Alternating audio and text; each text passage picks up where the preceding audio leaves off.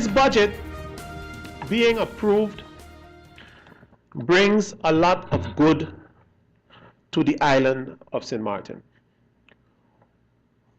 When this budget is approved, not only by the Parliament of St. Martin, but by the CFT, it brings with it the first balanced budget of the country of St. Martin. And Madam Chair, when we take the legislation of the CFT into consideration, we all know that if St. Martin can provide 3 consecutive, one after each other, balanced budgets, that CFT will disappear. This is something that the country of St. Martin is looking for. And this budget, as a balanced budget, would be the first one in the line that would begin this process. This budget brings an end to the empty government building that is standing on the pond field. The one that we call all the different names. The one that people is asking over and over, when are we going to make use of this building? Well, Madam Chair, the chance is now. And this budget brings an end to the building being empty, and it will begin that the people can use their building for which their hard-earned tax money has been spent and used for. This budget brings with it the repair of Front Street and Back Street. When you drive on Front Street and Back Street today, in comparison with any other road, even the dirt roads that are not paved are better than Front Street and Back Street today. Madam Chair, an end need to come to that. And approving this budget does this. Approving this budget also brings with it the idea presented by the Prime Minister of this country, Prime Minister William Marlin, in where you have an idea where you can put young people to work. We talk about doing things for our young people, and this budget brings with it this option. This budget also brings with it the upgrade of many sports facilities that need the necessary upgrading.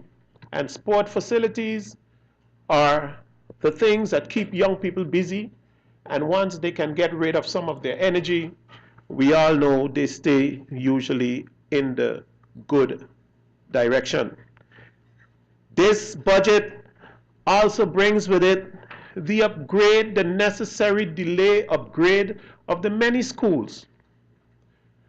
And it brings with it, Madam Chair, the repair of roads in the various districts. I have listened to one of my colleagues who mentioned that there are police officers who need their right salary scale. I would like to repeat, which I have heard and which I see in the budget, that the Ministry of Justice has an increase in that budget, in the budget of the Ministry of Justice. And one of the things that have been explained is that money has been set aside especially to fix the rights and privileges of the men and women in blue, including those of immigration, customs, and this has been explained, Madam Chair. Putting them in the right scale, fixing their beschikingen and all of those things. This is mentioned, and the minister, I guess when the minister speaks, the minister also will elaborate on this. Madam Chair, I don't even want to repeat it, because I know doing the same thing over and over and expecting a different outcome is a strange thing. I would like to mention here today that for the last 8 years at least, the people of St. Martin have been asking for some relief. All they were asking for is some relief. The relief is here. And the strangest thing, Madam Chair, everybody is quiet about it. I met a taxi driver who said to me, I went to fill my tank, and when I got back the change, I went to the pump attendant and I said, check if you didn't make a mistake. You're giving me back too much money. He said he quietly took his change after he was explained that his change was correct, and he went on his business. People buying cooking gas today that was $24 a month ago is now $12 today. The people are jumping with joy. They save a lot of money in their pocket. You can receive, I have received some, my colleague also received little tweets, little messages, little WhatsApp. Boy, my light bill is down. And the people are happy. Madam Chair, I am not saying that the light bill and the water bill will never ever go back up. But for the last 8 years, it have not been this low. And I would like to say, congratulations to the coalition.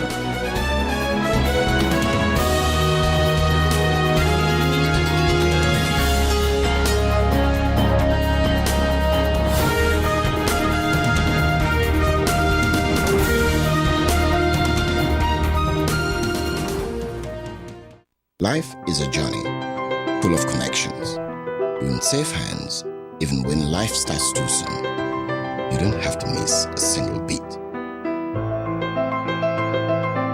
When a bad hair day makes you sad, just sharing can bring you joy and more to come. They take the plunge, turn fear into faith, while you capture those beautiful moments. In the game of life, it's family that counts. They'll be there even when you lose. We all have our moments of reflection and hope. And when you feel you're losing everything in life, we're there because there's more to come. When life starts too soon, you don't have to miss a single beat. We're here to connect you and share life. Telcel, when you want more. GEBE has been faithfully serving the communities of St. Martin, powering your home and our economy. Come rain or shine, our qualified team of professionals are working hard 24 hours a day to provide you and your family with safe, reliable electricity and water. We use the latest technologies and test our products daily to maintain the highest international standards. Our friendly staff is always there to assist you, whether in person, over the phone, or online. We are committed to constantly improving our products and services, making them more efficient, effective, and environmentally friendly to serve you better today and our next generation of clients tomorrow. GEBE, powering a brighter future. Our friend Megawati is here with tips to save you energy. 1. Turn your airco temperature up. 2. Use a ceiling fan instead. 3. Buy energy-saving products. Save some green with NVGEBE. Need a loan that's quick and easy. Island Finance. Up to 50,000 guineas real easy. Island Finance. For education, yes. A renovation, that's no problem. Yes, it's true. That's not all. They're quick and friendly too. Island Finance. Appliances, vacations, even fix your car. You can depend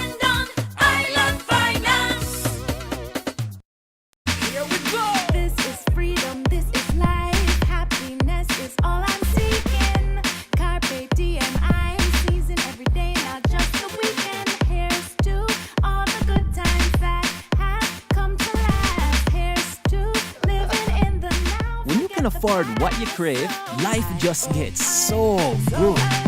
And I'm feeling good, so good, so good, so good.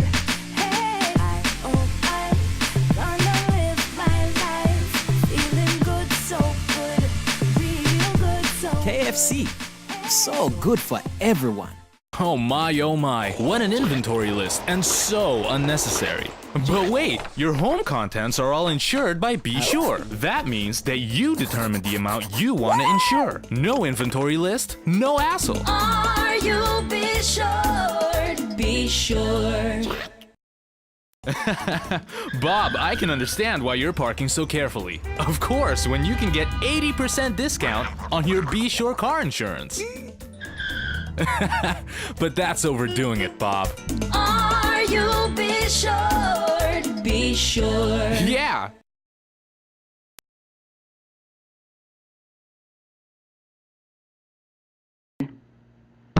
On behalf of the people. Madam Chair, I sit and listen today and heard our opponents, our opposition members, our members of parliament who have indicated prior, before this budget reached parliament floor, that they will not support this budget. And sometimes you have to ask yourself many questions. Why would someone indicate before they have the budget in their hand that they're not going to vote for this budget? Madam Chair, we have to remember that we took an oath to work on behalf of the people of St. Martin. And it's those members who don't want to work on behalf of the people of St. Martin should do the honorable thing. I had the opportunity, Madam Chair, to sit out a year, and I've observed a lot during that year. I've followed practically every single meeting that took place in this hall. Madam Chair, I remember, which I asked the Minister of Justice, 2014, about structural insurance for the police and many other things that were lacking for the police. I didn't hear the other members say. A whole year gone, and 2 years now since 2014, we're in 2016. But today, everybody got answers. Why didn't they ask the minister that then? We asked the minister, and I'm sure the minister gave his answer right here in this parliament, so everybody knows what's the status on the insurance for our men in blue, our women in blue. We know the answer. But today we come here in grandstand like we don't know, like the minister never answered. But remember, we take an oath. We took an oath before God and man and the king.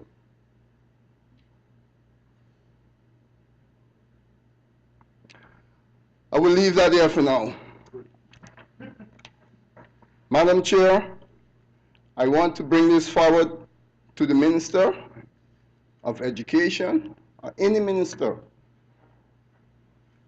I want to ask this question to find out how many persons with degree, whether it's a bachelor's or master's, that is working for government, that is on a contract. And I want to urge this government, for persons who have the master's or bachelor's who are working on a contract, to make sure see to it. And those persons who have more than a year, I don't know how much it is, but you have to give us the answer. There's persons I understood, at least one came to me, over a year. She's working and she was told she has to sign another contract. I know it's not your fault, and not this minister who just took office a little bit over 3 months, but I want you to look in this, and wherever we can take care of making sure those persons come permanent, please do so. I also want to bring and highlight the issue about the 6 months contract, the amendment to the 6 months contract. This is what needs to be said and taking care of our people. Because on a 6 months contract, we all know no one can go nowhere to a bank to buy anything, to get any loans, to purchase land, to buy a home, or what have you. And it's high time now, after so many years, if we have our people at heart, and I'm asking this new minister because he knew when I was working on it, and he knew what happened. This minister, Emil Lee, was part of it when I was working and had a proposal with a 6-point agenda to discuss the 6 months contract. And when we came to the 6 months contract discussion, the meeting was adjourned. And by who? One person sat in that meeting and called for adjournment, and it was second by the union, Mr. Theophilus Thompson. So that was the end to that discussion in the meeting about the 6 months contract and so forth. However, I didn't stop there. I took it to the Executive Council. And in that discussion with the Executive Council, we took the decision to work on the 6 months contract and had the government lawyer to draft up the documents pertaining to the amendment of the 6 months contract. And then 10-10-10 came, and we were out of government. However, we continued there with the leader and the National Alliance, and we had a draft done. 5 years now, I believe the draft was there, and there's persons on the other side who was minister. And I have not heard anything about the 6 months contract while I was here pleading, and Louis Laveille and George Poniflet and Samuel and our colleagues was asking several times to bring it out to the draw and bring it in here so we can have a vote on that amendment. I would like to see that amendment come forward to this Parliament for a vote or for discussions on the 6 months contract, the one that the National Alliance presented some maybe 4 or 5 years ago. We need to bring that here to the floor in order to help our people pertaining contracts.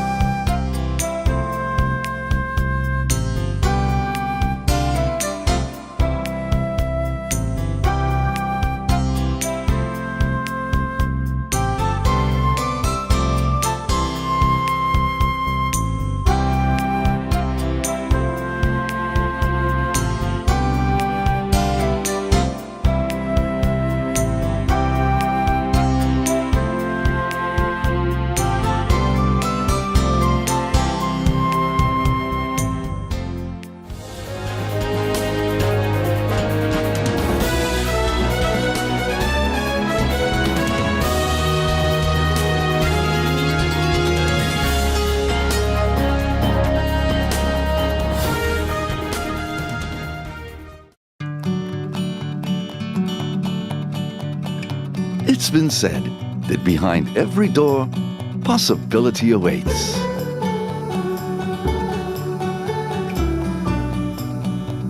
How much possibility depends on which door you open first. Every day, we help our customers discover the possibilities in their lives. It all starts with a conversation.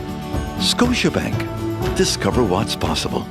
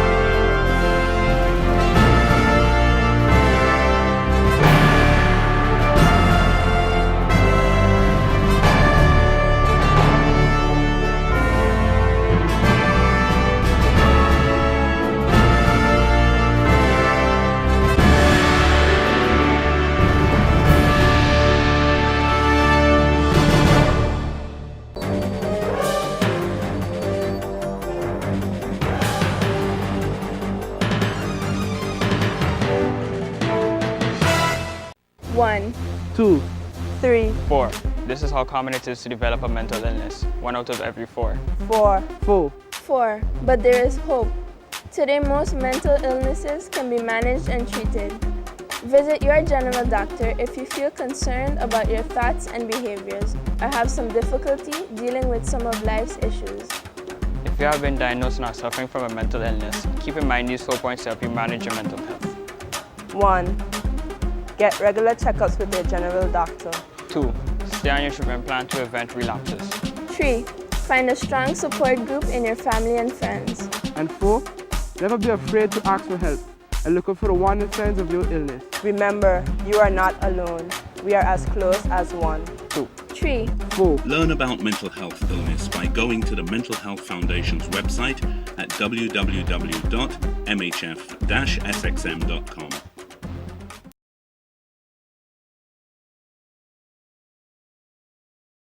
Well, this is our third year, as you all know. We last year we had the second annual international, and we try to make it bigger and better this year. So we had last year we had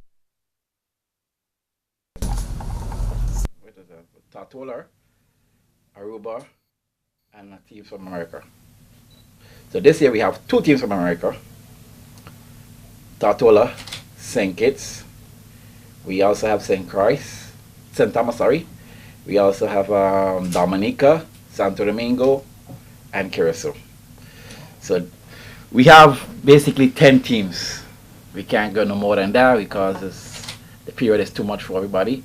And we want the public to watch the games. Last year they said we had games playing in the daytime and they couldn't get to watch the game. So we're trying to make it easier and more accommodating for the public and more people to come out and watch the games and have fun with us. We also giving out a lot of prizes. We also giving out tickets to go away, and of course the grand prize, which is $5,000 and several awards. So with that said, I want to invite the public to come out in July to witness this epic basketball tournament, the 3rd annual basketball tournament, and we would like the media to help us boost this up as much as possible. July, what date? It's July 18th until the 24th. It's 1 week. Last year we had it for 1 weekend, but it was not enough time and more teams wanted to come, so we decided to stretch it. And part of the date is when the customers, the people from St. Martin, they request that they didn't get to see half of the games because some of the games had to play in the day and they're working the day and blah blah blah. So we said, okay, no problem. We'll put it for 1 week and put all the games in the evening. So you have time to go home, take a shower, come back, watch the games, and you wouldn't get to miss nothing. 10 teams is quite a lot of teams, Sean. What about accommodation for the teams? The accommodations, I look for the cheapest accommodations for the teams. They have to pay that part. I take care of transportation and food, and then the rest they will do. During the last tournament, we know that the winner of this tournament received a grand prize. Will that be the same for this? The grand prize remained the same, $5,000, and we have more prizes. We have 3rd place, 2nd place, and then we also have 3-point shootout, a slam dunk competition, and plus every team will get a medal for participating in Battle of the Fittest Factory. What other countries will be participating? The countries are Dominica, St. Kitts, French and Dutch St. Martin, States, America. We have two things. We have the Green Machine and USA Showtime, and we have Tortola and Santo Domingo. This tournament, what kind of a format will be used? Well, we're doing a round robin, which every teams we have them in pools, and everybody get to play each other, and the best players, the best teams, go head to head in the finals. You're gonna have 2 teams coming from America? Yes. Who are they? Well, they are basically mixed. 2 are from, they basically live St. Martin, but they migrate to USA. So now they're coming with a bit of college players and a bit of mixture. So they decide to come with 2 teams. One team heard about it last year, and he decided he had some college players he wanted to bring to Martin. So he decided, okay, I'm coming with a team, and here's my money, I'm here. And next. Obviously, you're playing host to this tournament. Yes. What kind of participation do we expect to get from St. Martin regarding the team or teams involvement? Well, St. Martin teams is basically training ready. So we just want the public for St. Martin to come out and support their local team, because the French side win it last year and they are certainly confident that they will win it again this year. So I would like to see St. Martin win, to be honest, but I don't want to be biased because I'm the host, but I want our St. Martin team to be on the top, because it's been a while since the basketball has been on the level it used to be on, and I want to bring this back up, make it uplift, and hope we only could do that if we join together, if we come together, if all the public and everybody come alongside and support your team and give them the confidence what they need. Because we have talent here. We have a lot of young guys who could play, but never get an opportunity to do it, never get an opportunity to show people, and never get an opportunity to go out and to exceed the level of knowledge on basketball.